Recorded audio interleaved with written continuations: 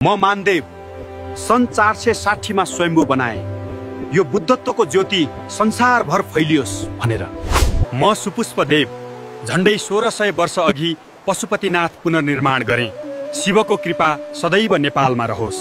म ज्याज्या आफ्ना छोराहरूसँग बौद्धनाथ बनाए।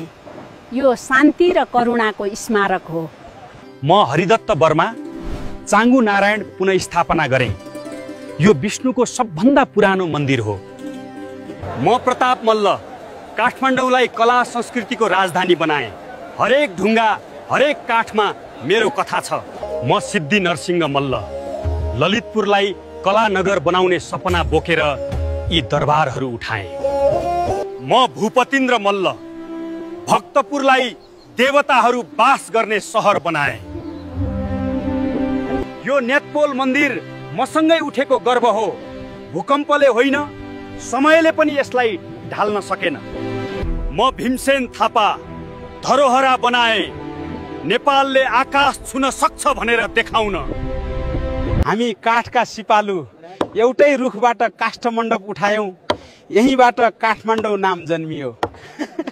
कृष्णले सपनामा दर्शन दिए, त्यसैले मैले यो पत्थरको कृष्ण मन्दिर बनाए। छोराको मृत्युले मेरो मन चिरेको थियो।